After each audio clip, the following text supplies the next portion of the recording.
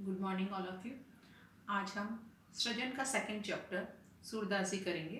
तो आइए जानते हैं सूरदास जी का जीवन परिचय। सूरदास जी हिंदी साहित्य के भक्तिकालीन सगुण मार्गी कृष्ण भक्त कवि माने जाते हैं। इनका जन्म दिल्ली के निकट सिही नामक ग्राम में हुआ था। इनकी भेंट गुरु वल्लभाचार्य जी से हुई। तत्पश्चात इन्होंने वल्लभ संप्रदाय में शिक्षा ग्रहण की।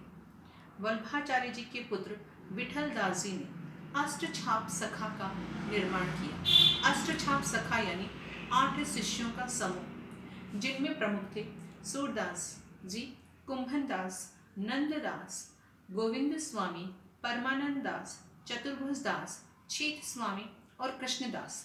इन सब में सूरदास जी का स्थान प्रमुख माना जाता है। सूरदास जी की 3 रचनाएं प्रमुख हैं: सूरसागर, सूरसारावली व साहित्य लहरी। इनकी अक्षय कीर्ति का आधार स्तंभ सूरसागर है, जिसमें इन्होंने श्री कृष्ण के विविध रूप और श्रृंगार रस का अद्भुत चित्रण किया है।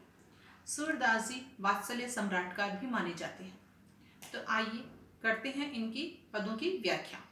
प्रथम पद, हमारे हरि हारिल की लकड़ी। इसका संदर्भ प्रस्तुत अवतरण हिंदी साहित्य के भक्तिकालीन सगुण मार्गी कृष्णोपासक कवि सूरदास जी द्वारा रचित सूरसागर के भ्रमर गीत सार अंश से अवतरित है। प्रसंग, प्रस्तुत अवतरण में गोपियों द्वारा उद्धव के योग के संदेश को नकारा गया है और इसमें सगुण ब्रह्म की विजय दिखाई गई है।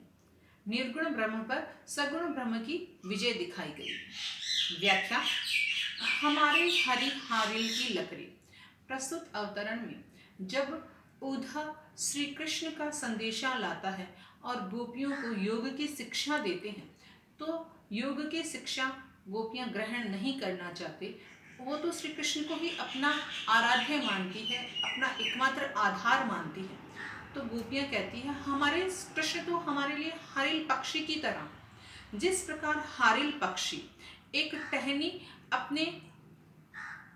एक टहनी को पकड़े हुए रखता है, वो पल भर के लिए भी उस टहनी को छोड़ता नहीं है और ये सोचता है कि ये टहनी ही उसके जीवन का आधार है। ठीक इसी प्रकार से गोपियां कहती हैं कि हारिल पक्षी की भांति श्री कृष्ण हमारे जीवन का आधार है, जिसे हम पल भर भी त्याग नहीं सकते। मन वच क्रम नंद नंदन सो उर यह दृढ़ कर पकड़ी।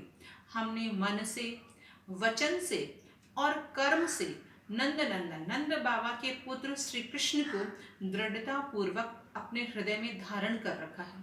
हम उन्हें किसी भी स्थिति में निकाल नहीं सकते अपने हृदय से, हम उन्हें त्याग नहीं सकते, उनकी जगह कोई दूसरा ले नहीं सकता। इसलिए हमारे तो श्री कृष्ण एकमात्र ही हमारे जीवन का आधार श्री कृष्ण ही है। जागत सोवत सपने सोतुक काना कहना जकरी।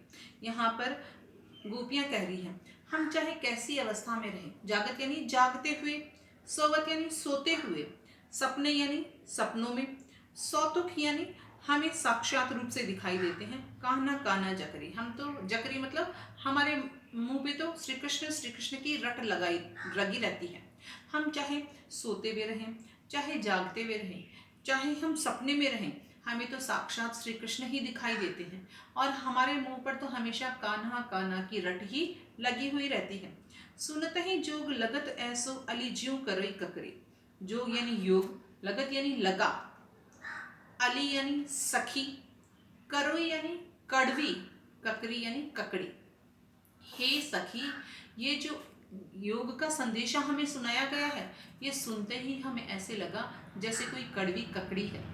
जिस प्रकार कड़वी ककड़ी को खाने के पश्चात हम उसे निगल नहीं सकते हैं, हमें वो अच्छी नहीं लगती, जीवा पर जाते ही उसका कड़वाहट पता लगने लगती है।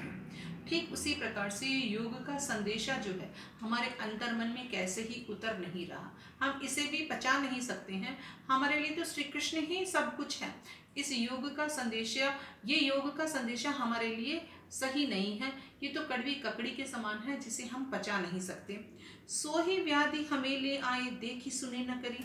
व्याधि यानी बीमारी, हमारे लिए तो ऐसी बीमारी लेकर आ गए हो जिसके बारे में हमने ना तो कभी सुना है और ना ही हमने उसे कभी देखा है। यह तो सूरत तिन्हें ले दीजिए जिनके मन चक्री, चक्री यानी चंचल, सूरदास जी कह रहे हैं गोपियों के माध्यम से कि हे ऊधो, ये तो बीमारी उन्हें ले जाकर दो जिनका मन चंचल है। हमारा मन तो स्थिर है, हमारा मन कभी बदलता नहीं है, जिनका मन हमेशा बदलता रहता है। ये बीमारी, ये योग का जो संदेश है उन्हीं को ले जाकर दीजिए जिनका मन चंचल है, जिनका मन हमेशा बदलता रहता है।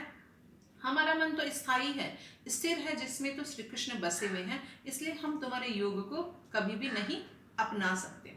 विशेष साहित्यिक ब्रजभाषा का प्रयोग, माधुर्य गुण, श्रृंगार का वियोग पक्ष यहाँ पर दिखाया गया है। वियोग रस, वियोग श्रृंगार, पद छंद, इसमें अनुप्रास और उपमा अलंकार है। और विशेष इसकी बात है, श्री कृष्ण के प्रति एकनिष्ठ प्रेम को दर्शाया गया है। समझ में आ गया होगा? ओके।